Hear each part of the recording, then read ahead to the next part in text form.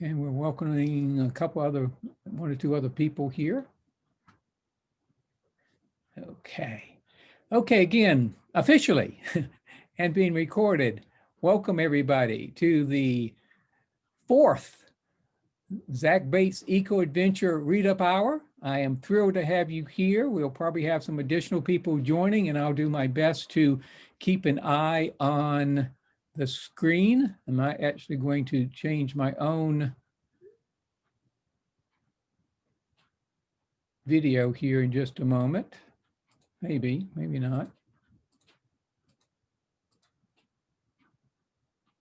Guess not.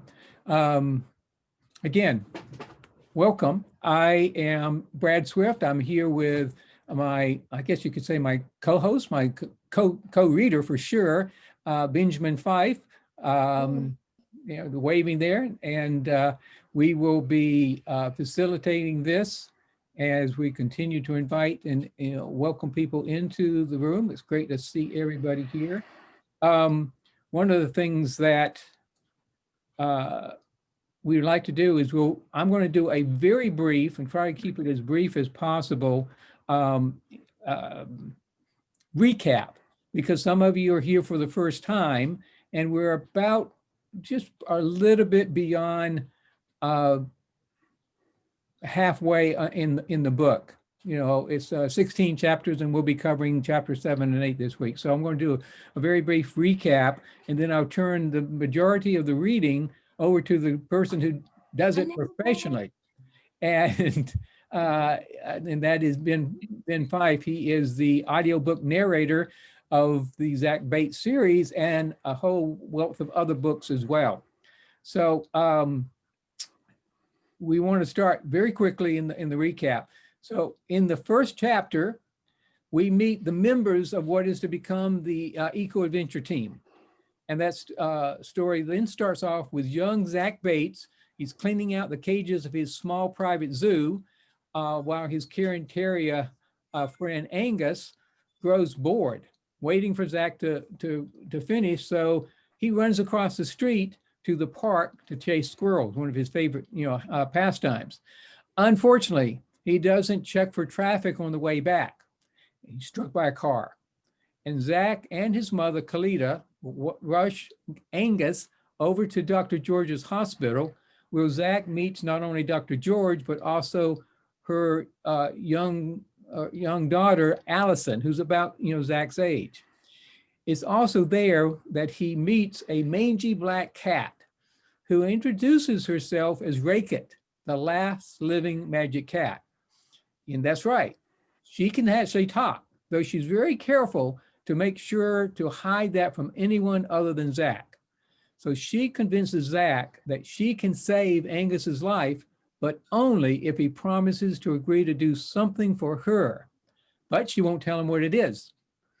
Finally, in desperation, Zach agrees, and sure enough, she performs some amazing magic that brings Angus back from the edge of death. And then after Zach leaves, Rainforests walks through the wall to the hospital. Walks through the wall of the hospital to meet her traveling companion, who is Samson. He's a giant black dog. Kind of think of if you've ever seen a Newfoundland dog, he's a Newfoundland. And he berates her for how she blackmailed Zach to help him on the mission. But still, we don't know what the mission is. Neither Zach or we know yet. Then the morning after the accident, Zach is eating a breakfast of pancakes and OJ as he's casually looking over his dad's newspaper, where he sees the headlines, "Environmental Summit to Address Global Warming, Opposition Mounts." Now, Zach's not normally, all that interested in the newspaper, but as an owner of a zoo, even a small one, that headline catches his attention. And he also thinks that his dad works at Consolidated Enterprise and has something to do with the environment. So he reads a little bit further. Now, in that chapter, we also learned that Zach, he's kind of shy around girls. I know I was at that age. Maybe some of you are as well. Unfortunately, his luck turns bad when one of the school bullies picks him out and warns him to stay away from the one person that Zach knows and likes at the school, which is Allie George, the veterinarian's daughter.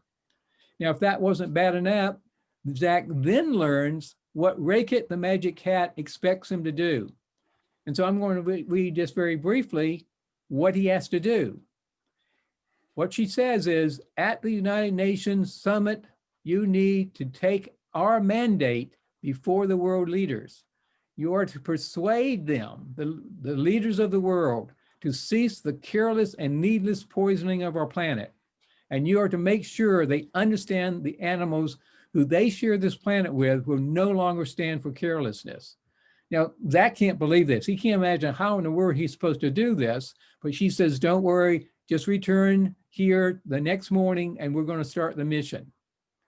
So now we pick up the story there, and on the next read up on Saturday morning, Zach is bicycled back to the hospital where he meets both Raykit and this time Samson, the Newfoundland.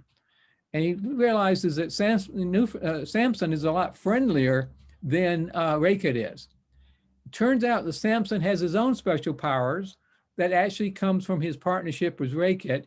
He can fly, and he becomes Zach and Raykit's primary mode of transportation. But to where? Well, to start with, to the spiritual frontier, where Zach and Raykit, they climb on Samson's back and they fly into a hippo-shaped cloud. We'll talk more about those clouds in a little bit. Now, this is a pretty difficult trip, but they finally get there. And during that travel, Zach learns that Raykit had failed to mention to him that the council's planning to meet with him so they can hear his plan on how to persuade the leaders of the world to stop polluting the planet. Unfortunately, Zach has no such plan, and he's already regretting the journey itself. Now, I'm going to go ahead and turn that over and let Benjamin take it over from here with his amazing voices. Go ahead, Ben. They continued to watch the sky until they all had cricks in their necks. Zach was about to sit down and rest when suddenly he noticed a tiny blotch in the distance. As he watched, it slowly grew larger. He pointed. I'd estimate we have a good half-hour wait or so, Raykit said. We may as well get comfortable. She walked over to the edge of a narrow stream that meandered from the lake and took a drink of water. It's good to be home. Already my arthritis is better. My eyes are clearer and I can hear again. Traveling to Earth is rough on you, isn't it? Zach asked. Oh, it could be better. Used to be, but the last 100 years or so it's been a little tough. How have you lived so long?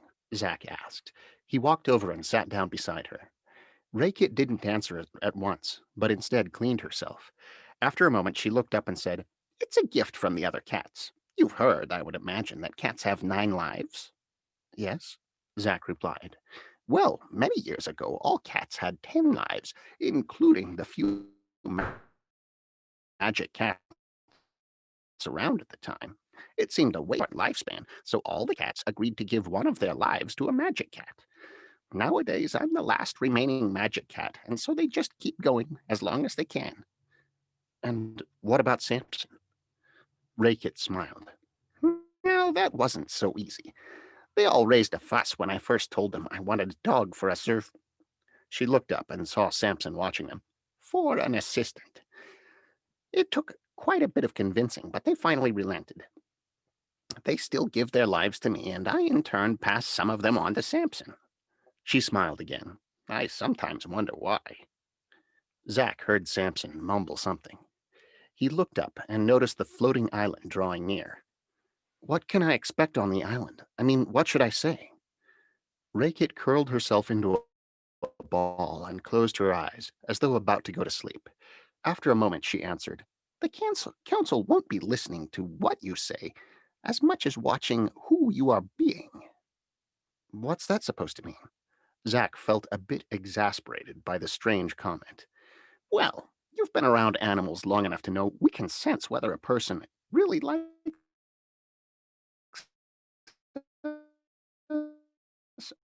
if they mean what they say. Our sense of perception goes beyond that. The animals of the council will be able to tell if you're sincere, but more than that, they'll be able to tell if you're intentional. Zack felt himself getting more confused as the conversation went on. He tried again. What do you mean, intentional? Rakit opened one eye and looked at him. People are great at sincerity. They sincerely try. They sincerely want to help. They sincerely this and that. For the most part, sincerity is insufficient to get the job done. On a mission this size, I can assure you we won't succeed because we sincerely want to. We have to be totally committed to this, and so intentional that we can't not succeed. It means doing whatever it takes to have it turn out. Zack noticed the island was almost overhead. But how will they know if I'm intentional or just sincere? I don't even know it. Raykit stood up and stretched. Think about what the task is that we need to accomplish, Zack. Everything you love is at stake. Your family, Angus, all the pets you care for, all the animals of the world, non-human and human. It's all at stake and on your shoulders. She walked over to Samson to wake him up at it. You've got a magic cat and a flying dog on your side. Zack nodded, perplexed by the enormity of the problem. Somehow he knew what Ray Kitten meant about the difference between sincerity and being intentional. He remembered some conversations he'd had with his dad about being committed. He'd had a lot of sincere failures in his young life, but also some real intentional and committed successes. He still didn't know how he was going to succeed this time, but he was certain of one thing. He wouldn't depend on his sincerity, and he'd be sure the council knew the difference. Rickett was sitting next to Samson, tickling the short hairs around his ear, causing the ear to twitch. After a few moments, the big dog opened one eye. You know how much I hate that, don't you? Why else would I do it? Rickett replied as she stood up. Come on, the island is here. We've got work to do. Samson stretched and yawned. I was dreaming I was on my old farm in Maine, lying on my bed out on the porch. It's been a long time since I've dreamed of the old home place. He yawned once more. Okay, time to work. Hop on and I'll fly us up to the council. The island was larger than Zack had first thought. He estimated it was floating a couple 100 feet in the air, although its huge size made him feel as though it were going to crush them at any moment. He jumped on Samson's back with Rakit, and the three of them took off. They were challenged twice by two separate flocks of eagles, which, as soon as they saw Rakit, allowed them to pass. As they landed on the island, Zack was again taken by its beauty. It reminded him of some desert oasis, complete with swaying palm trees and clear blue waterfalls. He wondered where the water went, but then realized that such questions of logic were a bit silly in such a magical land. The three walked down a well-worn path, Samson and Rakit on either side of Zack. I can handle this, Zack thought, as he strolled through the tropical setting. I don't know how, but I can. He also listened to another voice which seemed to grow in volume. Handle this? You're only 12, and a wimp to boot. These animals are going to eat you for lunch. The thought made Zack stumble and slow his pace. Rakit glanced at him, but said nothing. As they walked, Zack noticed a strange sound building in the distance. It began as a low rumble like distant thunder. No, more like the sound of a loud crowd just before kickoff. They rounded a curve in the path, and the sound grew louder. Yes, voices. Not as many as Zack had thought at first, but more than he expected to hear coming from the council. How many animals were on the council anyway? As though reading his thoughts, Rakit said, Sounds like the assemblies are going at it again. No wonder we won't get any decisions made. Listen to them. Zack stopped. What's the assembly? I thought we were going to see the council. Rakit stopped a few yards in front of him and replied, We are. The council sits in the center of the assembly. I thought I told you. I'm sure I did, didn't I? Zack shook his head. You mean I didn't tell you about the assembly? Who's on the council? Whom you can trust and whom you can't? Zach shook his head again, surprised that his feeling of discomfort could grow even more. Nope, none of it. Uh-oh, Raykit said, more than a little embarrassed. I could have sworn we had that conversation. Well, I don't have time to go into detail about it now. We'll be there in a moment, and you can see for yourself. But here's the bottom line. The assembly is just a lot of hot air. At least they have been in the past. This time the council is listening to them a bit more. That's part of the problem.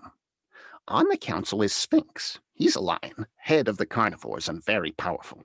Then there's Grace, a beautiful lavender and white gazelle. The coloring is from a bottle, I think. She represents the herbivores. Lastly, there's Oink, the newest council member. He's a pig, representing the domestics.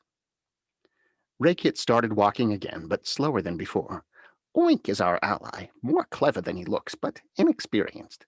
Grace is neutral. She's straightforward, but like everyone on the council, she's mainly interested in what is best for her herbivores.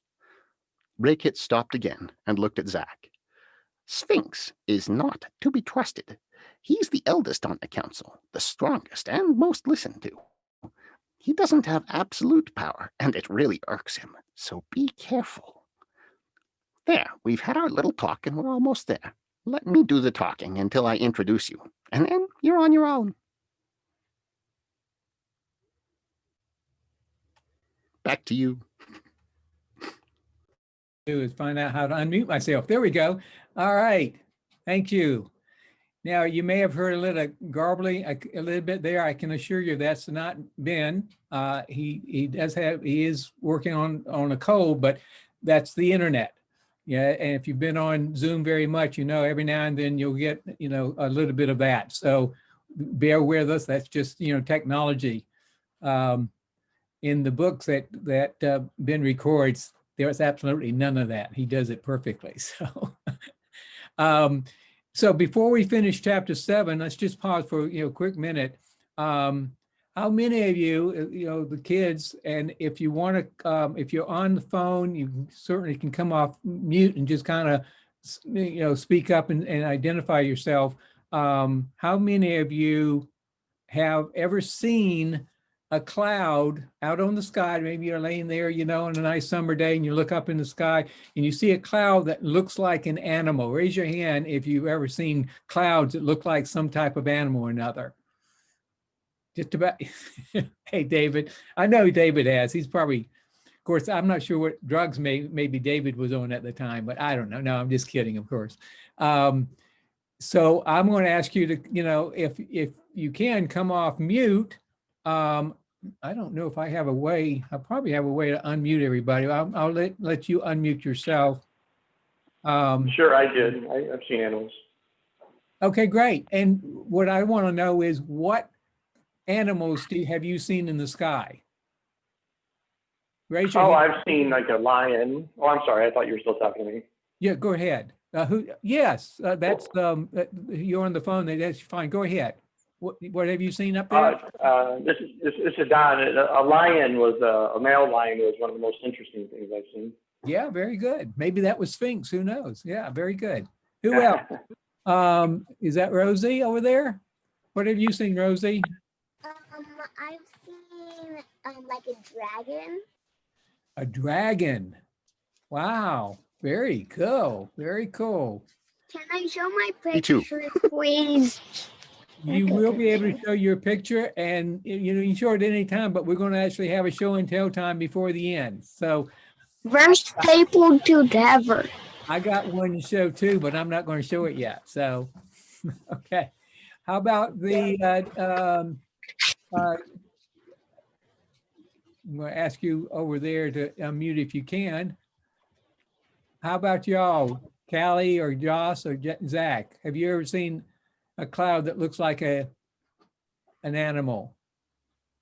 I've seen a lobster once. I was just like, what? Lobster. That's a great one. I'm going to start looking a little bit more carefully. You guys have seen some really great ones. I have seen one that looked like a hippo, but you know, hippos are kind of big around and clouds are kind of big around, but lobsters, you know, that they're, you know, they have claws and all those other things. That's pretty cool. Very great. Anybody else over there with the dikes? Am I pronouncing your last name correctly? Is it Dykes? Yeah, that's how you say it. Yeah. Okay. I've seen like turtles. Turtles. Yep, I could get that. That would be a good one. Okay, very great. Well, that's, again, I just want to point to the fact that I, at one time, many years ago, saw a hippo in the sky. I used that when I came to writing this book. So that's one of the things you can learn as you start to maybe write your own stories. Everything around you becomes, a possibility of what you can include in your stories as well. Okay, I'm going to let Ben go ahead and pick it up from there. And then in a few moments, we'll take another break and we'll have show and tell. Don't let me forget that, Rosie. Go ahead, Ben. Okay. The path, which had been on a slight incline, took a sudden turn uphill. For the next 100 yards or so, they traveled at an increasingly difficult angle. During the last quarter, they stopped so that Raykit could climb on Samson's back. At Samson's request, Zach held on to the dog's long tail and allowed Samson to pull him up. At the crest, both Samson and Zach were panting heavily. But as Zach looked out over the expanse, he realized the walk would have been worth it for the view alone. Before him lay a large valley, enclosed on all sides by a steep embankment. As though the valley was actually the center of an ancient volcano, the sides worn down through the years. In the valley was a wide assortment of different habitats, each one blending into the next. They stood at the crest of a wedge of a tropical rainforest, with a variety of fruit trees unlike any Zach had ever seen. Next to it on one side was a hardwood forest so thick as to seem impenetrable.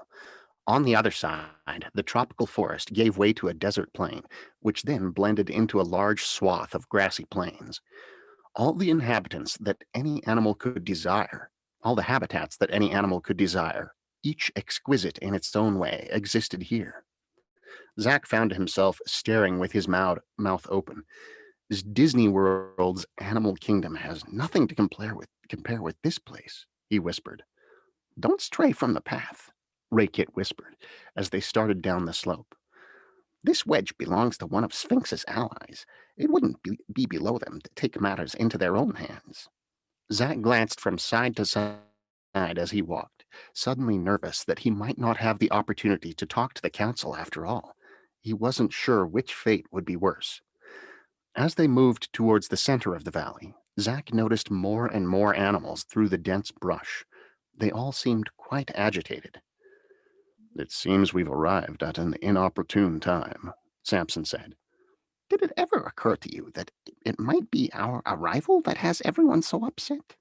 Raykit replied, staring straight ahead. Good point, Samson said, and lifted his tail a little higher. They finally broke through the dense rainforest. A grassy circle lay in front of them, groomed as well as any golf course. In the center were 3 mounds. On the center one, under an umbrella of palm trees, lay a large lion, looking very much like the Sphinx of Egypt, except for the head. The mound closest to them was of tall plush grass, in the center of which stood the most beautiful animal Zach had ever seen, a tall and slender gazelle with alternating lavender and white stripes. From her head extended a long set of antlers, jewel-encrusted and nearly a yard long. The last mound was little more than a mud hole, in the center of which squatted a large pig, as ugly as Grace was beautiful. Oink appeared particularly distressed by what was going on around him. Zach figured the circle of grass to be about 20 yards in diameter. At the edge of the circle behind the 3 mounds, hundreds of animals of all different species clamored for attention. To Zach's surprise, among the mix of the typical moos, growls, and barks were English words with many different accents. It appeared Raykit and Samson weren't the only English-speaking animals around, at least in the spiritual frontier. As the 3 of them approached the perimeter again, Raykit and Samson stopped for a moment, bowed their heads, and waited. Zach, noticing this a little late, stopped a foot or two onto the grass. He quickly hopped back to Samson's side and bowed his head as well. After a few seconds, Sphinx raised one paw and roared for silence. The silence was immediate, such a contrast that Zack felt like he would fall forward from the sudden change. When Sphinx talks, when Sphinxes talk, when Sphinx talks, animals listen, Zack thought, smiling in spite of himself. Rekit, so nice of you to bless us with your company. A mere 3 days late. Sphinx emphasized the last words to be sure Rakit didn't miss the point. So good to be home, Rakit replied, ignoring the comment. I see our friendly little discussion continues.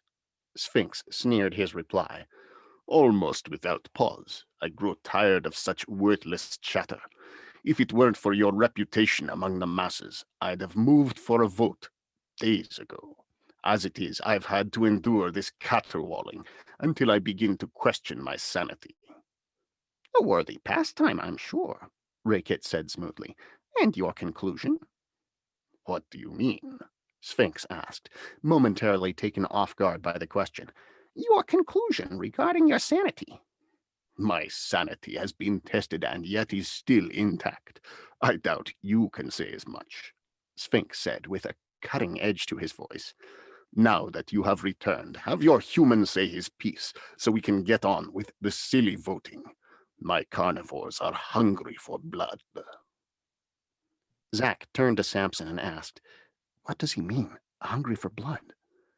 Samson replied under his breath, The carnivores want to revolt against the humans as a display of their strength and anger. You're kidding. Zack even knew as he said it, no one was kidding here. What about the others? The herbivores are suggesting a peaceful demonstration, nonviolence, that sort of thing. And the domestics? Zack asked. That's where you come in. You're our champion, so to speak. Great, Zack thought. I'm not representing all the animals after all, just the domesticated ones. The rest of the kingdom is divided. Now I know why Samson said I needed to have a plan. 2/3 of the animal kingdom still need to be convinced I can make a difference. No one was talking. Everyone was watching him. He shook himself out of his thoughts as he felt Samson's nose nudge him forward. Sphinx has asked you to step out. Oh, sorry, wrong one. Sphinx has asked you to step out where everyone can see you. Go on, don't be bashful, but stay out of his reach. He does have a nasty temper, especially where humans are concerned. Zack glanced back at Samson and tried to smile. With a dry gulp, he took a couple of steps out onto the grass. He tried smiling again, failing for the second time. So you are the human who is supposed to save the planet and all its inhabitants. My God, you've got to be kidding, Rakit, Sphinx said.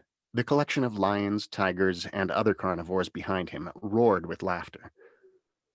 Yes, sir, I am, Zack said in as strong a voice as he could muster. Unfortunately, his voice cracked on the I am. Okay, let's have it. Give us your plan so we can get on with the voting and my carnivores can satisfy their appetite. Zack hesitated before answering, then, taking a deep breath, replied, You seem certain of the outcome. He looked straight into Sphinx's eyes, despite wanting to break the stare and run away. Yes, I guess I am, Sphinx answered smugly. Then why did you wait to hear what I had to say if you've already made up your mind?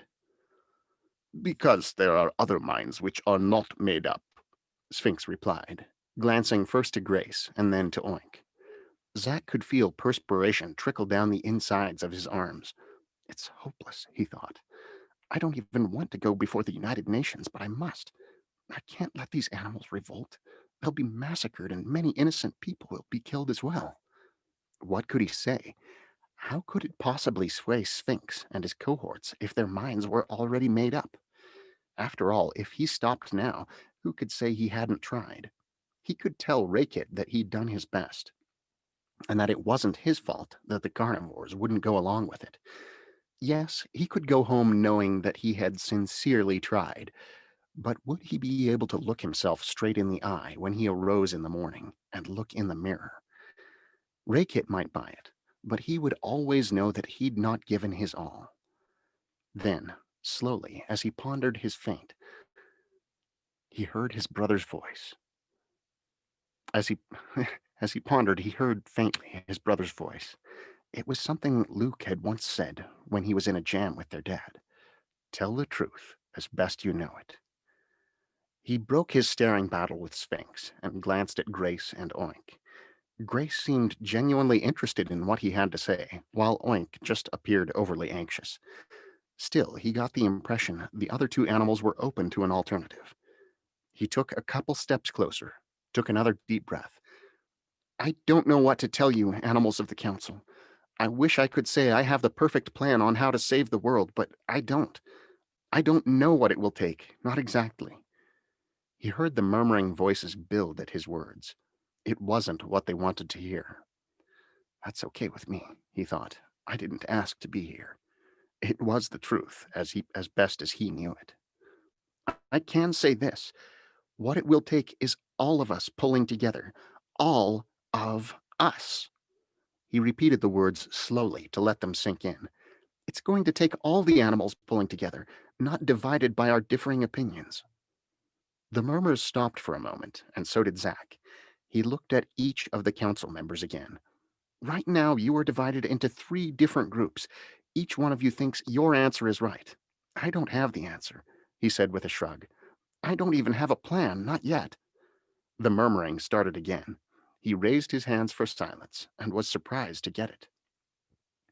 But I will have a plan by the time the UN meets, and it will be one that will include everyone.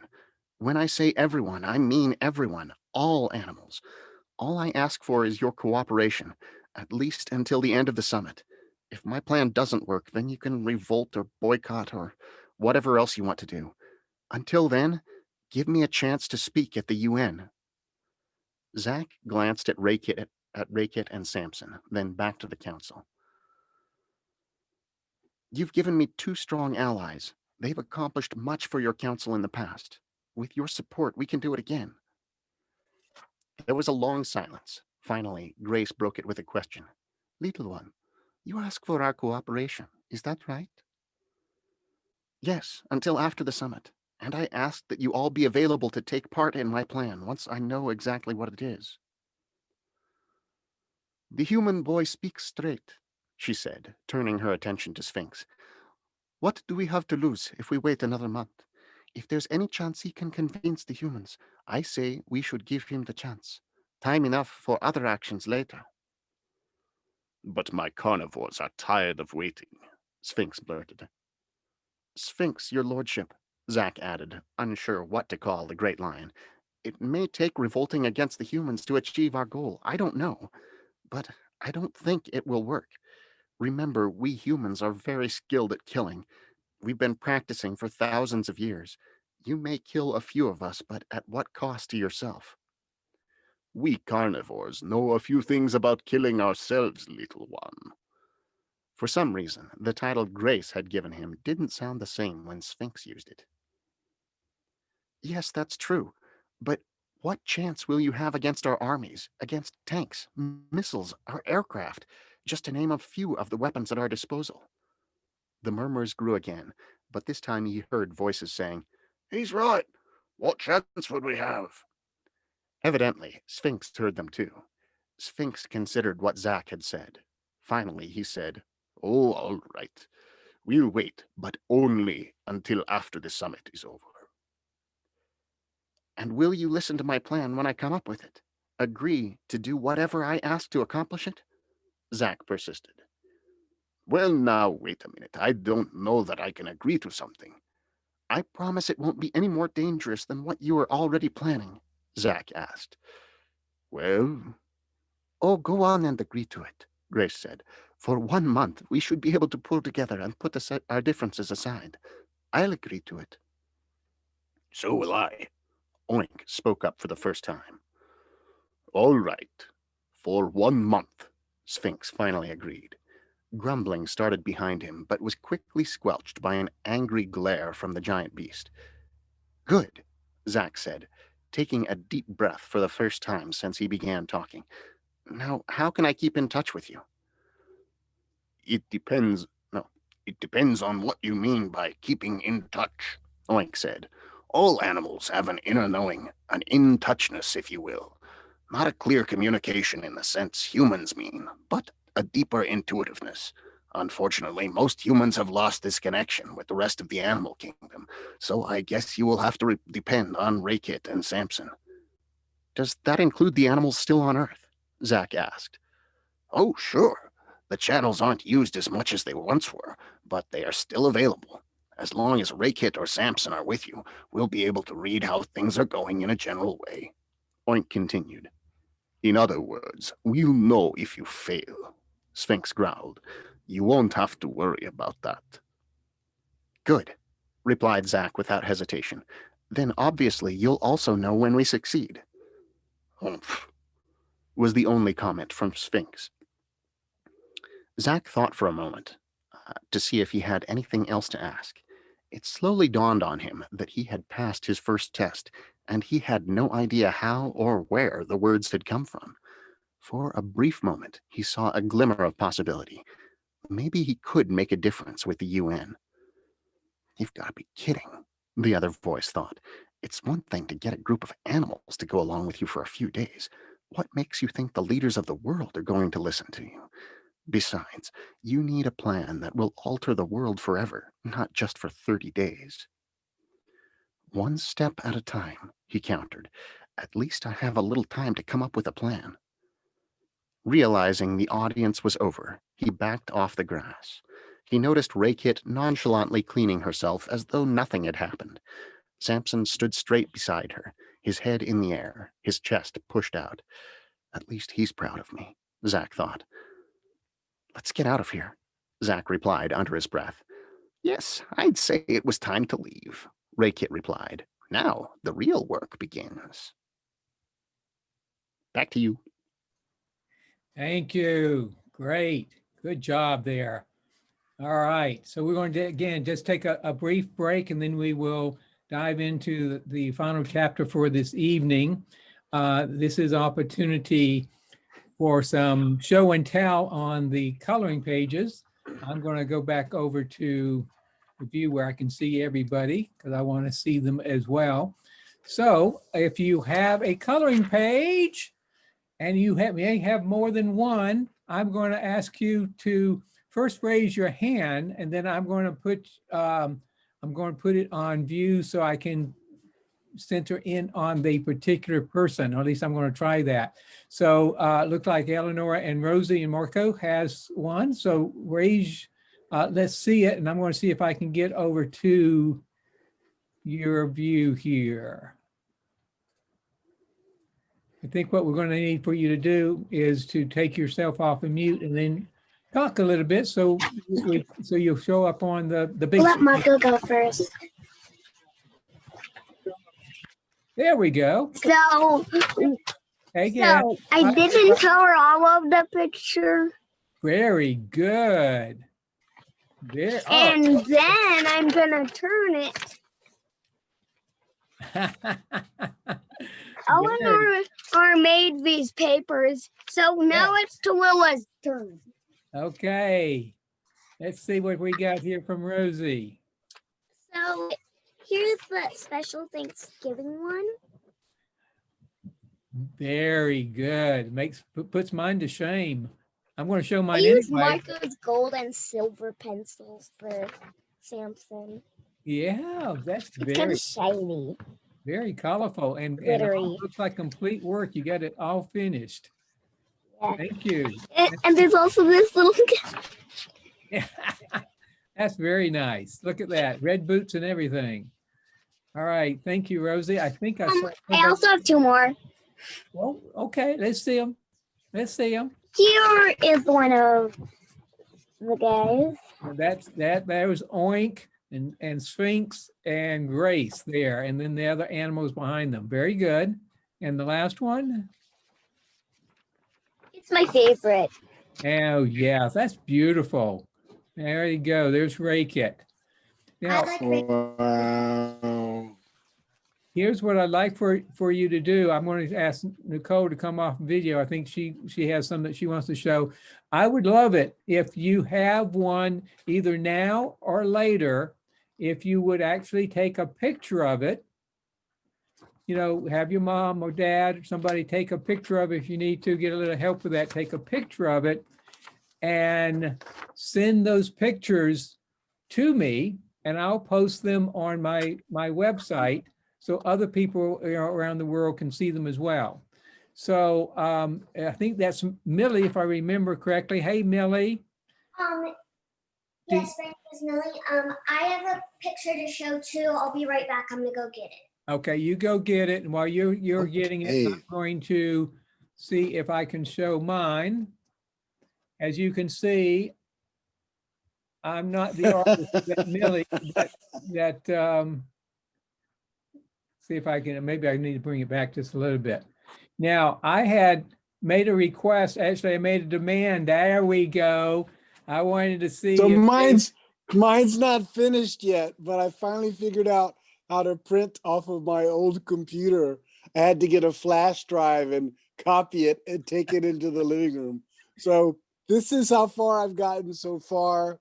And I really want to acknowledge the artist of the artwork. Is she on our call tonight? Yes, she is. She is there with, Eleanor is here with Rosie and Marco. She's waiting. There she right there. is. Yeah, very This good. is awesome work. Outstanding. Yeah, these are some of the preliminary ones. There is going to be by the first quarter of next year, a complete Zach Bates Eco Adventure Series coloring book that will be available through Amazon.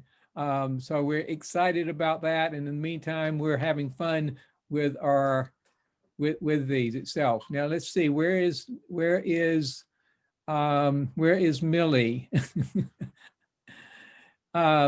Millie, would you like to show us yours I'm gonna again? start coloring mine right now. Oh, you're going to color it right now. Very good. Very good. Do you have any from your last time? Because I think you were coloring some last time, were you not? Yes, I did rake it, but my mom doesn't know where it is. Oh, I don't know where okay. to put it. All We have right. to find it. Well, Never that's mind. because Ricketts a magic. Ricketts Yeah, a magic maybe- cat, so he's maybe probably Ricketts- hidden it. Maybe he flew away, or Samson took him away.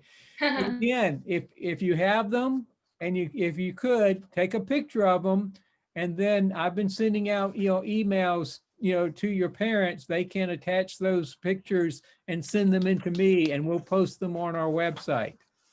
Did you see Benjamin's? No, I didn't see Benjamin's. Yeah. Oh, Ben did one. Let's see. You need to speak up so we can see. Check that There you go. out.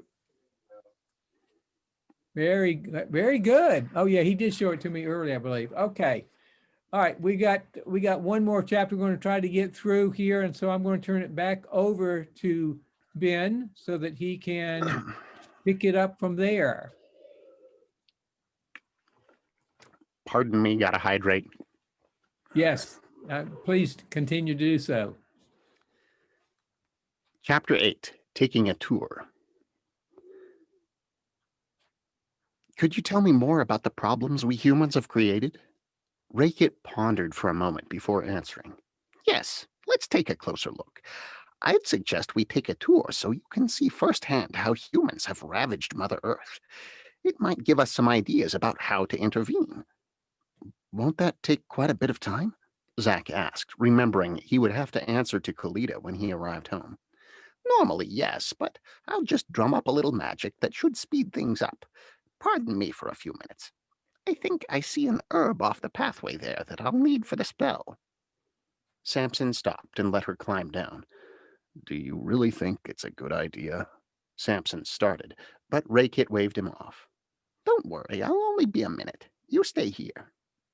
She wandered off the path and was almost immediately out of sight. After a moment, Zach noticed the concern on Samson's face. Where is she going? He asked. I'm afraid she's going off to sniff the catnip, Samson answered. Then, realizing Zach didn't understand, added, She keeps a special sachet of catnip in a small belly pouch. It heightens her magical powers. Unfortunately, it's very touchy. If she takes a little too much, it disorients her. She then has stronger magic, but less control of it. It seems to be getting harder for her to maintain the precarious balance. Well, we don't have to go on this trip, Zack said, alarmed that his suggestion was going to get them into more trouble. If it weren't this, it would be something else, Samson replied. I think she's addicted to the catnip, or maybe it's the magic she's addicted to. Whichever, it's not good for her, but it doesn't do any good to try to convince her of it. It's like talking to a stone. I know all about it. If you know all about it, why does she try to hide it? Zack asked. It's a little game we play, I guess, Samson answered. It's one of the areas where she isn't straight with me. He turned and looked at Zack. Zack thought he saw a deep well of sadness in Samson's eyes. It's easy to forget that Rakit has fallibilities just like you and me. She's such a powerful creature, with a power that goes far beyond her magic. Still, she is a cat. She has her own hidden mask, her own fears, her own...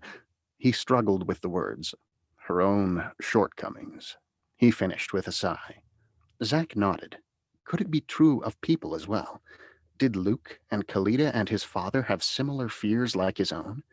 It was hard to believe, especially of Luke and his father. They seemed to be such confident people, so sure of themselves. But if a magic cat had them, surely they must also. In a few moments, Rakit returned. Zack noticed a strange gleam in her eyes, and was sure her pupils were dilated more than before. She climbed on Samson with a little difficulty, and they continued down the path, reaching the edge without further conversation. All right. Are we ready for some warping? Rakit asked, in a voice pitched a little higher than normal. Oh, Rakit, do we have to? Samson asked. Couldn't we just take a more leisurely trip around the planet? No, we could not. There isn't time. Besides, warping is fun. Do you mind filling me in? Zack asked. What exactly is warping? It's a form of travel, that's all, Rakit answered before Samson had a chance to say anything, in which we play around with time and distance a little. It allows us to cover great distances quickly. We'll be able to hop from one pollution-infested place to another. What we are about to look at is not a pretty picture, but I think it's important for you to see. Are you ready? To Zack, warping sounded like fun, although a little scary, but he was concerned by the troubled look on Samson's face. However, when Samson didn't say anything, he nodded. Whenever I started thinking about how much I hate to fly, all I have to do is remember warping, and flying doesn't seem like such a bother, Samson said as Zack climbed on his shoulders. You hate to fly? Zack asked, shocked by the revelation. Oh, yes, it simply petrifies me, Samson replied. You see, I'm scared of heights. You're scared of heights? Zack thought of the flying they'd done earlier that day when they'd soared hundreds of feet into the air. Then why do it? Samson shrugged as though it was a silly question. It came with the job, he answered simply. It doesn't mean I have to like it, nor do I have to like warping. Rakit coughed impatiently. Oh, all right, here we go, Samson said as he stepped off the edge. Look on the bright side, Rakit said. We can warp out of here and miss that rocky ride in the vortex. Hang on, Samson said, ignoring Rakit's comment. Zack felt a slight shudder from Rakit where her body pressed against his. Immediately, their surroundings were thrown into a whirl of motion. Everything lost all focus and detail. It felt like they were no longer moving, but that everything around them was. After a few seconds, they began to slowly turn in a circle. Easy there, Samson. Hold it true. We don't want to end up on some other world. Rakit's voice seemed to come from a great distance away, as though she was a ventriloquist. Could that happen? Zack asked. He thought Samson nodded, but couldn't be sure. The giant dog was obviously straining hard to keep the spinning under control. Right about now, Rakit shouted. Immediately, their surroundings came to an abrupt halt, and they were whirling through the air at an astonishing speed. Samson fought with all his might to gain control. Zack felt Samson's taut muscles straining beneath him. After a few seconds, their speed slowed, and in a few more, Samson relaxed. Let's take it down a little and see how close we are, Raykit said. Samson slowed their speed a little more and then started to descend. I don't know how you can find this to be fun. I find it exhilarating, Raykit answered. Take us through that layer of cloud. How far above the ground are we? Not very, I'm afraid. And that layer of clouds is smog. Where have you dumped us? Samson asked. Los Angeles, home of some of the world's thickest smog. Looks like we hit right on target. Let's see if we can cut through it. Samson glanced back at her, then realized she was serious, shrugged. Lowering one shoulder, he eased them into the thick pillow of pollution. Zach was immediately struck with how difficult it was to breathe and the rank smell that assaulted his nose. Within seconds, his eyes were tearing, and not long after, they were all coughing uncontrollably. That's enough! And back up! Take us back up! Raykit said between fits of coughing and sneezing. Without hesitation, Samson headed upward. In a few moments, they were again clear of the smog, but continued to cough for several minutes after. Finally, Raykit was able to speak. I think the point has been made, she said with a raspy voice. This may be an extreme case. However, similar banks of smog lie over most major cities throughout the world. Imagine for a moment what breathing such material day in and day out is like. You always hear about the detrimental effects on humans. What do you think it's like for the animal population? I've been told by a number of my feathered friends that to fly into such a cloud takes years off their life. It is also adding to the warming effect of the environment, trapping the heat of the city like a wool blanket. We'll hit 2 or 3 other spots before I take you to what I consider one of the worst examples of what humans are doing to the planet, the rainforests of South America. Despite grumbling from Samson, they warped 3 more times. Zach noticed each time the landing challenged Samson's strength more and more, resulting in a longer time before he could gain control. If Raykit noticed, she didn't say anything. Between 2 of the flights, Zach noticed she stuck her head under her arm, and in a few seconds, he could hear her inhaling deeply. They visited the industrial centers of the world. They viewed the polluted rivers and streams used for runoff of the industries, many of them lined with the rotting carcasses of dead fish. They flew over landfills that extended as far as the eye could see, hundreds of feet deep with the waste of human population, unconcerned with how they were leaving the planet. It's as though humans think they can live like this as long as they like, and when the mess gets too bad, they'll just simply move to another planet. Can you imagine keeping your bedroom in such order? Zach's mind flashed to his cluttered, unkept room. Never mind, I remember your room, Raykit said. You probably can't imagine it. Well, don't worry, at least your room has been cleaned. What do you mean? When were you in my room? I wasn't actually in your room, but when I got your mom's permission for you to come on this trip, I took the liberty to clean your room as well. You asked Khalidah's permission for me to go on this trip? Zach asked, unsure whether to believe Raykit or not. Her eyes seemed more glazed with each visit to the catnip. He tried to imagine the look on Khalidah's face when she was confronted with a talking cat. Well, not exactly. Let's just say I persuaded her to be okay with your absence. Zach tried to get Raykit to explain, but she refused to say any more. Our next stop will be the rainforests of the Amazon basin. Samson, hold it a little steadier on this landing, would you? You're getting a little sloppy. Samson turned and glared at Raykit, but said nothing. Zach noticed as they went through the warp that Samson's muscle trembled from fatigue, and it was more difficult to control the spin. As they exited the warp, the result of Samson's fatigue were immediately obvious. They exited the warp less than 50 feet above a dense forest of trees. They skimmed along the tops of the trees like a dive bomber out of control. Samson fought with all his strength to stay above the trees. With each passing second, it became clear they were going to dive into the forest. Zach found himself pulling on the thick nape of Samson's neck as though he had control of a non-responsive stick in an airplane. Nothing seemed to work. They were going to crash. Back to you. All right, very good. I appreciate it, Ben. That's very well done. Way to stay with the story. Now, we're about to wind things up. There are a couple of things I want to, ask of you, of the kids particularly, but parents and others can participate as well. I asked this at each of the read-ups, and the question is this. So I want you to think about it. I want you actually to talk about it with each other, talk about it with your parents. If you were to go on a mission, in other words, if you were to join the eco team, the eco adventure team, if you were going on a mission to help the animals of the world with Racket and Samson and Zach, what might that mission be? What would be the animals that you would want to help? And how would you help those animals? So I'm actually going to ask, I see Millie has her hand raised, so I'm going to ask to unmute and let me hear what your idea is.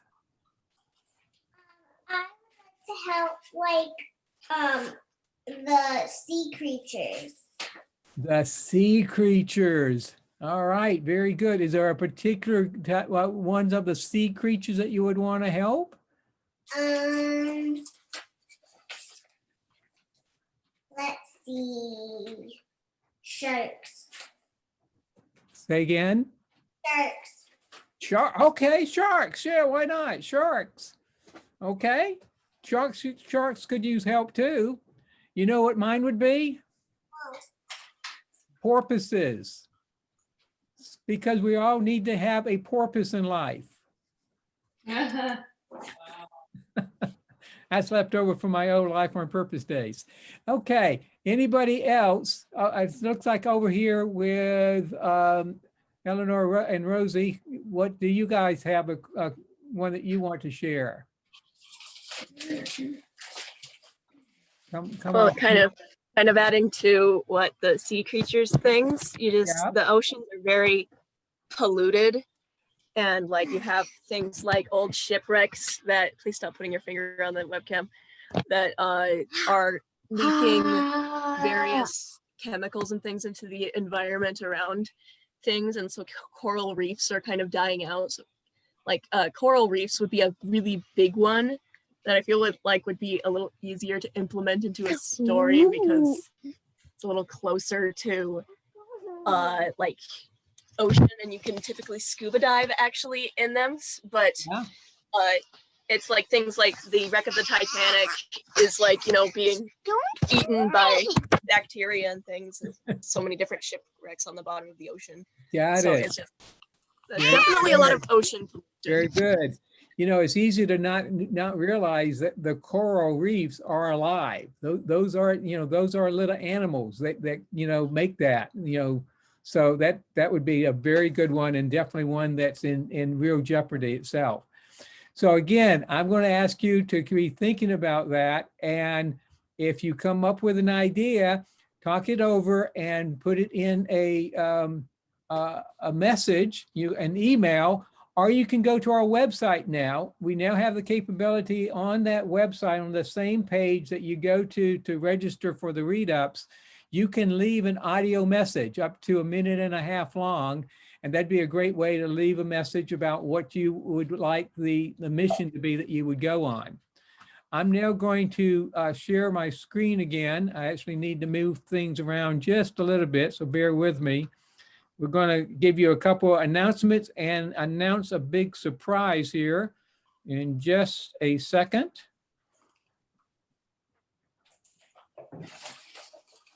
Okay. Again, bear with me as I move things all over the place, try to get things so I can see what I want to see. Okay, so the first thing I want to announce, and that's not what I wanted to do. I wanted to go over here. That's it. Okay. We have a very special coming up in the month of December. I don't know how many of you, I know some of you on this are familiar with this, that there is a wonderful story that was done several years ago, hundreds of years ago, called A Christmas Carol. It's been made into movies, adaptations, a number of them. We're going to be presenting, actually, primarily Ben Fife is going to narrate sections of A Christmas Carol. And this is going to start in December. There are going to be 3 dates for this: December 8th, 15th, and 22nd. Those are all Tuesdays. So it'll be Tuesday of the 8th, 15th, and 22nd. So I'm letting you know now before anybody else knows, so that you can go ahead and mark your calendar, and we'll be sharing more information with you by email and as well as on the website. So mark your calendars for those. You won't want to miss it. Those will be read-ups just like this. We'll do it by Zoom and also by Facebook Live. And we probably won't be reading the entire book, but we'll be reading segments of it. And then we'll show you an area that you can go on the website to listen to the other parts. Ben, is there anything you would like to share about this? Honestly, A Christmas Carol is probably a big part of what got me interested in recording audiobooks, which you can ask my kids. I've read it to them every year for at least a dozen years, and I'm excited to share it with more people every year. So it's they all can probably quote the first paragraph because they've heard it so much, but I look forward to doing it. So Very Marley good. was dead. Anyway. Yes, very great. So again, mark your calendar, start talking to your friends and the people in your neighborhood and your family members and cousins and nephews and all of those, so that we can have a really good turnout for that. Also, we're giving away copies of ebook copies and also audiobook copies of this first book, Dominion Over All. We're out to give away at least 1,000 books before the end of the year. And so if you haven't gone already, you can go to wbradfordswift.com. That's the home page. And right on the front there, you can join the Zach Bates Eco Adventure Team and receive your free ebook and audiobook as well. And again, this is something I encourage you to let other people know about and share, so they can, get their free books also. That would help us out great to reach our game of 1,000 or more books being given away. I also want to let you know that our next read up is December 29th. So we're going to delay it a little bit further so we can have the Christmas Carol read ups. So the last Tuesday of the month of December will be the next read up of the Zach Bates Eco Adventure Dominion Over All itself. So we'll be opening the registration for that very soon on our website. And then the last thing for tonight, I just want to let you know, book 4 of the the Junkyard Dogs, at least I think that'll be the name. Right now I haven't completely isolated, but the Junkyard Dogs will be book 4 of the Zach Bates Eco Adventure series. And one of the main characters in there is a young girl who is an empath. And if you're not sure what an empath is, you can look it up on Google. Her name is Faith Bandera. She becomes the newest member of the Eco Adventure Team as they together go out to save the junkyard dogs of New York City and the Mouser cats of New York City. So I'm in the process of writing this now. I'm about 2/3 done with the rough draft. And one of the reasons I wanted to mention this was this story idea came from one of the children that was in one of our first read-ups. When I asked them the question, what mission you would want to go on, this idea was birthed. So that's why I want to know, because I want to write book 5, 6, and 7 next year, but I need the ideas from you guys to let me know what mission to go on. Okay, I'm going to now exit that and start the sharing. And I think to complete today, if you have your coloring pages, finished or not, I'd like for us all, as we say good night, do exactly what Millie is doing there. Hold up your pictures and remember to send them to us by email so we can post them on the website. Thanks, everybody. I appreciate your being here. You have a good night. Mary Pat, I want to see your coloring page next time. Finished or not, coloring pages, everybody. Good night. Good night, Tamara. Thank you to the Dykes for showing up. We'll talk to you soon. Thank you. Good night. Bye-bye. Good night, everyone.